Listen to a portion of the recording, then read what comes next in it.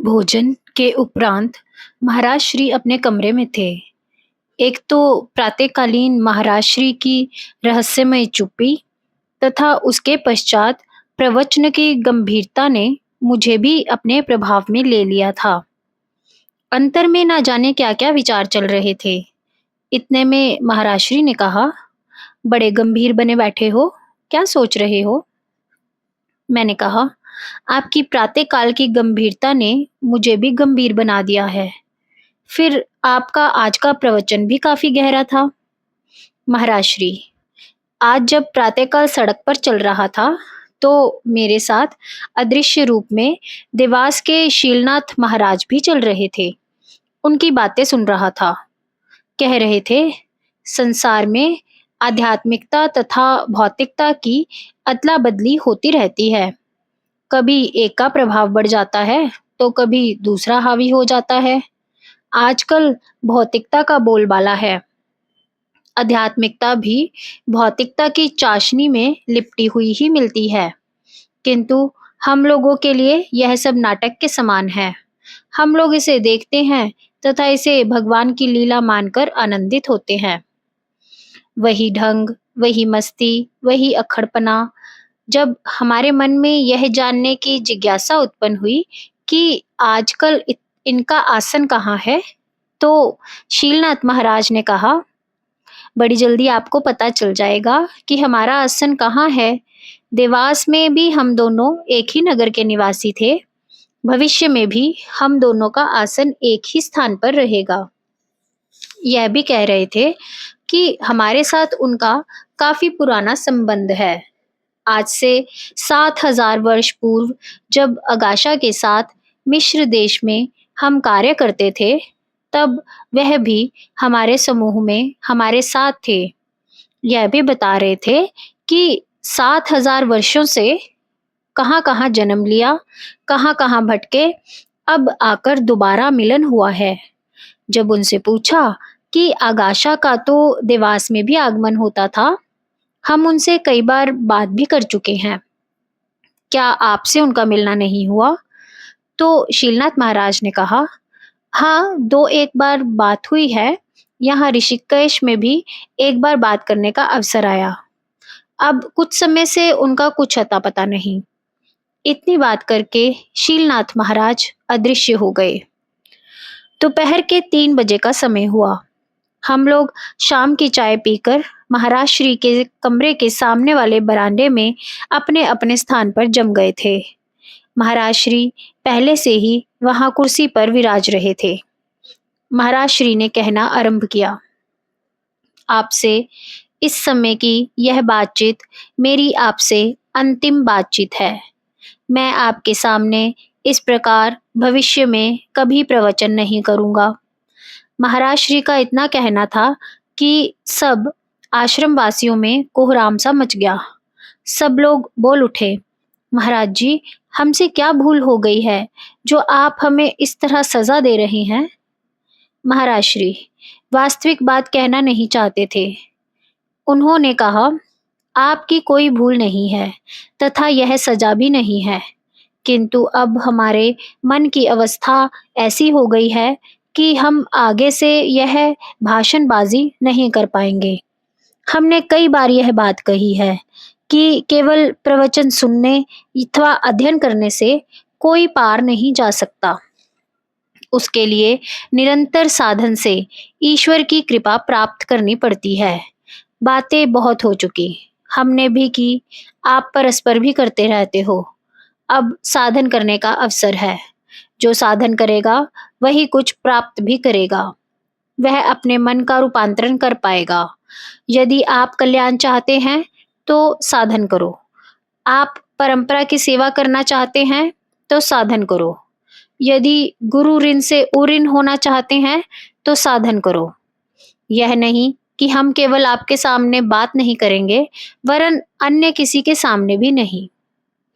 मुझे यह तो ज्ञात ही था कि महाराज श्री कह चुके हैं कि मेरे पास 4-6 दिन का ही समय शेष है, किंतु 4-6 दिन में क्या घटित होने वाला है, इसका मुझे कुछ पता नहीं था।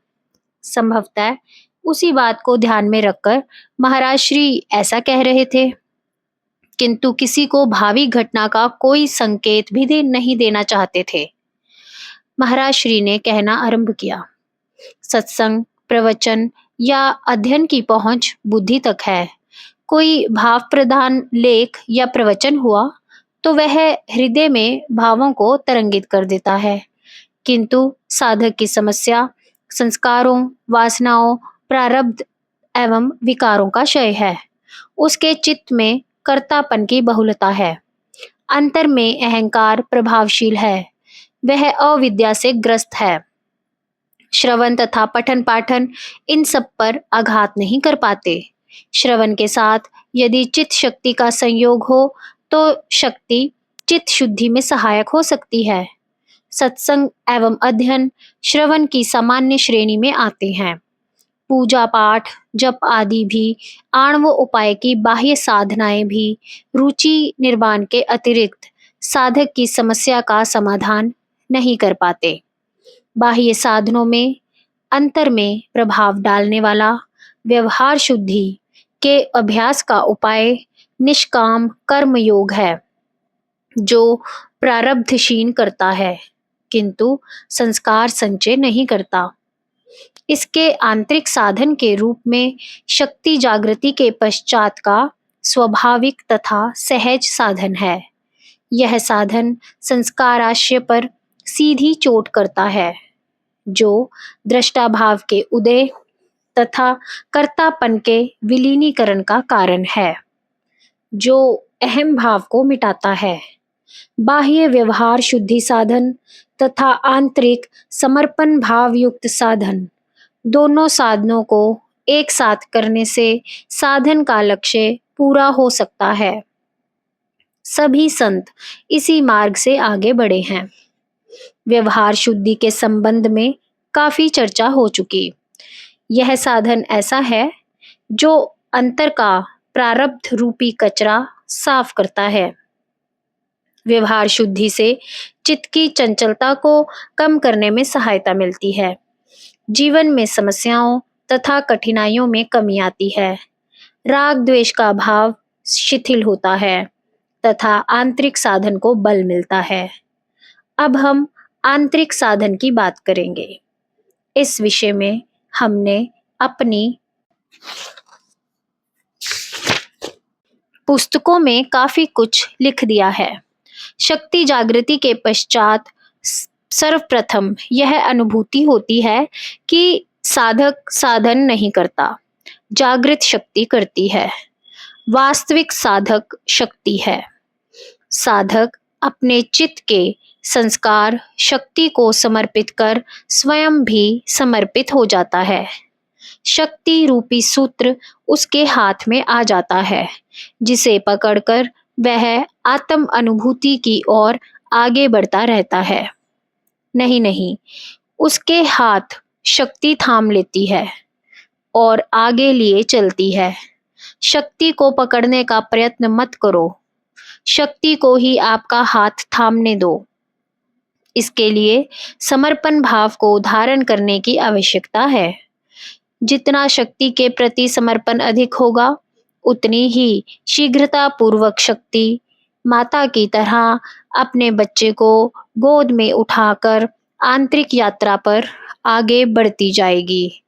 संसार में जब किसी के प्रति समर्पण किया जाता है तो उसके आदेश अनुसार कर्म करना कर्तव्य होता है, किंतु आंतरिक साधन में केवल दृष्टा भाव में स्थित रहना, स्वाभाविक क्रियाशीलता का अवलोकन करते रहना, यही कर्तव्य है। तब साधक का कर्ता भाव गलित होने लगता है, क्योंकि उसे यह प्रत्यक्ष अनुभव होता है कि सभी क्रियाएं बिना किसी प्रकार के प्रयास के स्वयमेव घटित हो रही हैं। उसका दृष्टा भाव केवल क्रियात्मक नहीं होता, अपितु अनुभव की दृढ़ नींव पर खड़ा होता है। साधक समर्पित होकर छोटे शिशु की तरह हो जाता है। उसके सभी काम उसकी माता करती है, वह केवल देखता है। इस प्रकार आंतरिक साधन के ये दो अंग, दृष्टाभाव तथा समर्पण, जिनका परस्पर घनिष्ठ संबंध है, महत्वपूर्ण आधार है। एक के शिथिल हो जाने पर दूसरे में भी शिथिलता आ जाती है। समर्पण तथा दृष्टाभाव साधक के दोनों अंग अभिमान पर सीधा आघात करते हैं। दृष्टा भाव कर्ता भाव को प्रभावित करता है। कर्ता भाव भी अभिमान का ही एक भाव है। कर्ता भाव शिथिल होने के साथ अभिमान भी शिथिल होने लगता है। उधर क्रियाओं में संस्कार राशियों का क्रम चल ही रहा होता है। अन्य संस्कारों के साथ अभिमान के संस्कार भी क्षीण होते रहते हैं। इससे भी अभिमान का बल क्षीण होता है। व्यवहार शुद्धि के साधन से संस्कारों का संचय रुक जाता है। उधर संचित संस्कारों का क्षय साधन में घटित होने वाली क्रियाशीलता से हो ही रहा होता है। परिणामतः चित्त शुद्धि का क्रम चल निकलता है। परमार्थ का मार्ग खुलने लगता है। संशयों, दुविधाओं, कठिनाइयों तथा कलेशों की समाप्ति का मार्ग साफ होकर अविद्या एवं भ्रांति की निवृत्ति की संभावना प्रबल हो जाती है। किंतु यह मत समझ लेना कि यह सब सरलता से हो जाएगा। वासना, अज्ञान, अभिमान इतनी जल्दी मैदान छोड़ने वाले नहीं हैं। वे आपको लुभाने, फिसलाने, भरमाने एवं डराने का भरसक प्रयास करेंगे। आपको संसार के सुंदर सपने दिखाएंगे। कभी आपको भोगों तथा प्रलोभनों की ओर खींच ले जाने का प्रयत्न करेंगे। माया अपना मोहनी रूप दिखाकर आपका दिल बहलावा करेगी। कभी आपके सामने समस्याएं, चिंताएं तथा कठिनाइयां खड़ी कर आपको संसार में उलझाने का प्रयास किया जाएगा। कदम कदम पर अवरोध खड़े किए जाएंगे। यदि फिसले, डरे या बहकावे में आ गए तो समझ लो शिखर से खाई में गिरे।